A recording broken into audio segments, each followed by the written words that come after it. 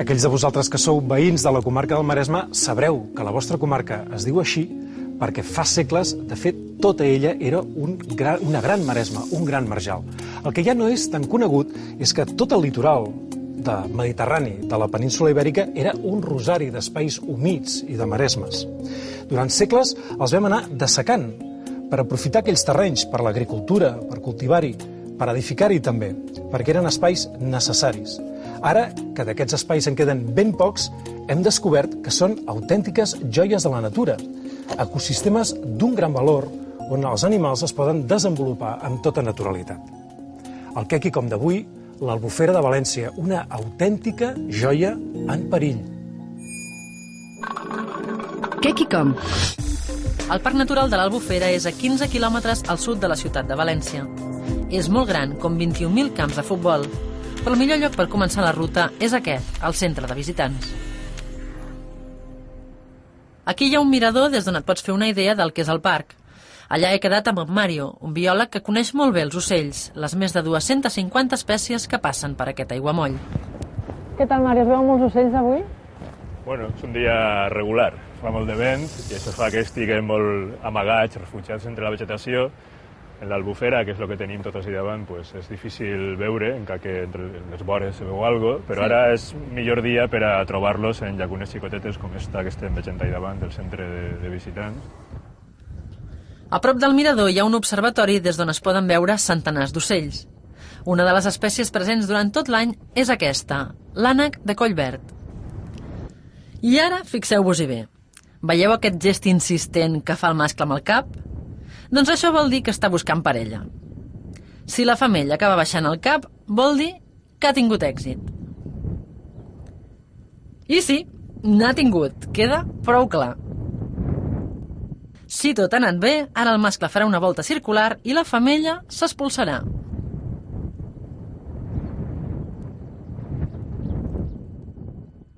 En les aus, este tipus de ritual lo que serveix és d'alguna manera per a que la femella calibre la qualitat del mascle i decidisca si s'emparella en ell o no.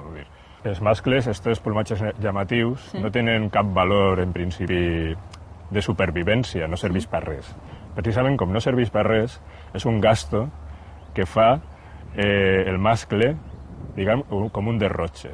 Si pot derrotxar i tindre un plomatge lustrós, molt llamatiu, vol dir que li sobra, que li va bé, que té una genètica, uns gens adequats i, per tant, pot interessar. A la femella li interessa. I d'esta manera és el que se coneix com un indicador honesto.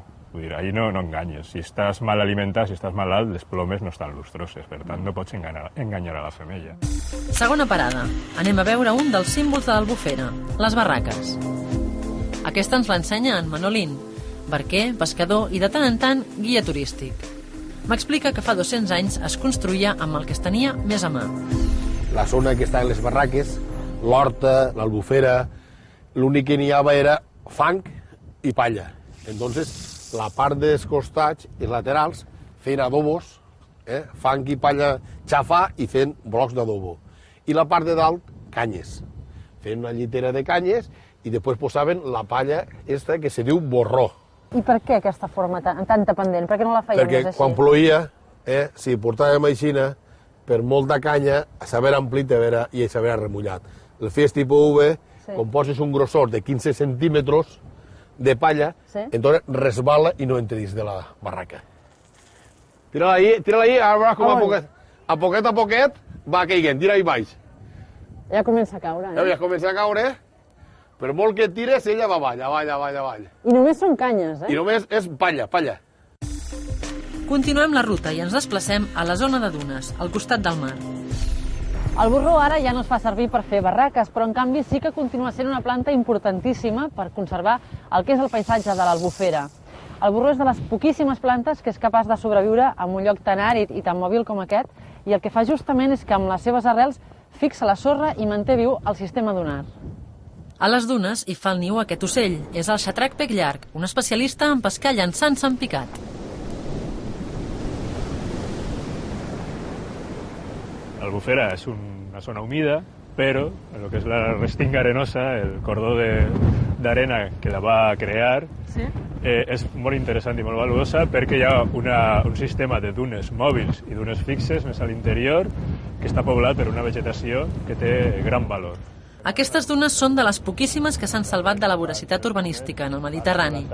De fet, van estar a punt de sucumbir a les excavadores, però la pressió popular en va salvar una bona part. El front dunar està format per dues línies.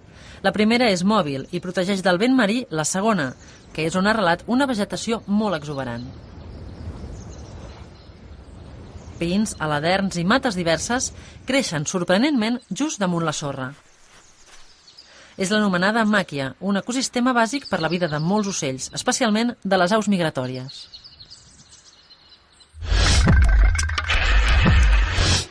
Fa 3 o 4.000 anys, la línia de costa a València era radicalment diferent. En aquella època, la costa se situava aquí, molt lluny de la costa actual que podem veure senyalitzada amb aquesta línia negra que podeu observar. Els rius Xúquer i el riu Túria, els autèntics pares de l'Albufera de València, desembocaven molt lluny de la línia de costa. I si aquest és el Túria, podeu imaginar-vos que la València moderna, la actual, es trobaria aproximadament aquí. Bé, en aquella època aquests rius aportaven una gran quantitat de sediments que van anar reblint progressivament tot aquell golf. Anaven guanyant terreny al mar. I el Xúquer, al seu torn, també va anar creant una mena de delta que va anar convertint aquests illots, similars a les medes que podem veure, aquí hi hauria la ciutat de Cullera, els va anar també connectant amb la península, connectant amb terra ferma. Quan els romans van arribar a l'Albufera de València, fins i tot l'aportació de sorra del mar havia creat una gran barra de sorra que començava a separar la llacuna interior de la mar oberta. Amb els segles, aquestes aportacions van anar tancant cada cop més la llacuna, que anava reduint el seu espai, però llavors encara aquestes aigües, com que estaven connectades per les goles al mar, encara eren aigües salobres. Cap al segle XVI, però, aquesta barra sí que havia tancat ja definitivament la connexió al mar, o si més no, era una connexió residual, i per tant les aportacions del Xúquer i el Túria van fer que aquesta aigua es anés progressivament endolcint. És a dir, l'Albufera ja estava a punt de rebre els cultius d'arròs que podem observar a l'actualitat. Va coincidir, a més, que al segle XIX, amb l'explosió demogràfica i amb la necessitat d'una agricultura intensiva, anéssim reblint encara més aquests espais. Fixeu-vos com progressivament l'Albufera es tornava una cosa cada vegada més petita. De fet, va passar de tenir unes 30.000 hectàrees, és a dir, 10 vegades la superfície del casc urbà de València, a la que podem observar en l'actualitat, molt més reduïda, produïda per l'aterrament que van fer els camps d'arròs, de manera que es va reduir a l'àrea mínima que podem observar actualment, unes 3.000 hectàrees, comparable a la ciutat de València. Ara, però, ja no és la terra qui escanya l'Albufera. En aquest moment són els contaminants. Què qui com? Tercera parada imprescindible, passejada en barca. Punt de sortida, l'embarcador del Palmar.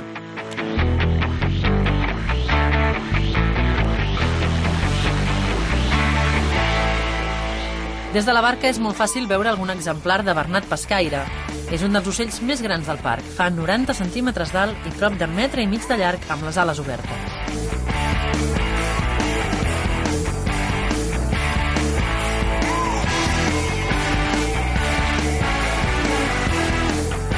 A més de portar-me a passejar per la llacuna, en Manolín em convida a fer de pescaora, com en diu ell. A l'Albufera fa segles que pesquen l'anguila i saben perfectament per on passaran. És aquí on col·loca les xarxes que marquen el camí a les anguiles. Les fan arribar fins al Mornell, un forat per on podran entrar, però no en podran sortir.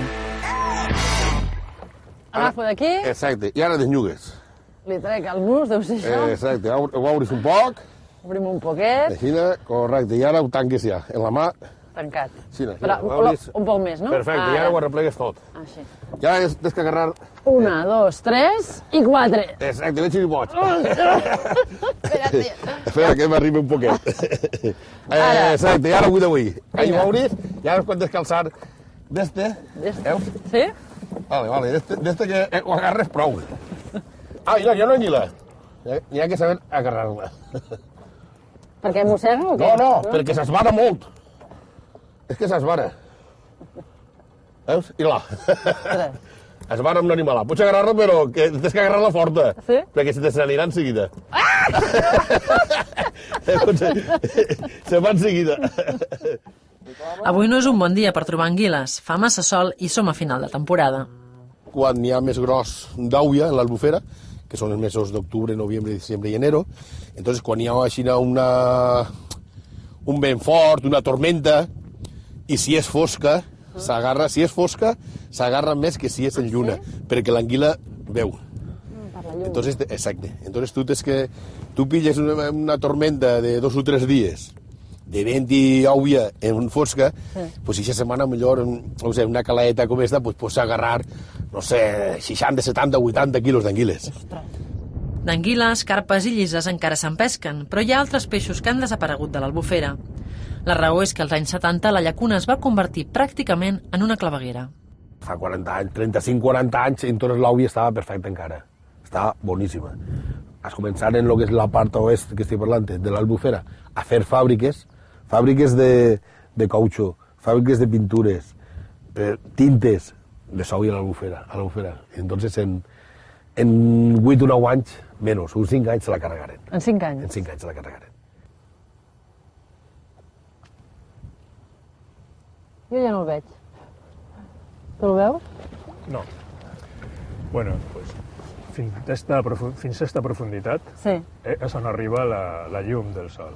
A partir d'esta profunditat ja no arriba la llum del sol. Això és un disco sequi, que és un mètode relatiu de medir precisament fins on arriba la llum en els llacs, en qualsevol aigua d'un riu, d'un embassament o de l'Albufera, una llacuna com esta.